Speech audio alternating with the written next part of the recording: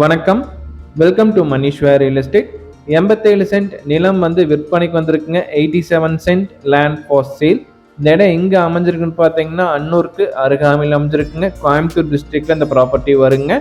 87 send வந்து east and north கார்னரில் அமைஞ்சிருக்குங்க. கிழக்கு வடக்கு கார்னரில் அமைஞ்சிருக்கு. கிழக்கு சைடு பார்த்தீங்கன்னா 40 அடி பஞ்சாயத்து ரோடு தார் ரோடுங்க.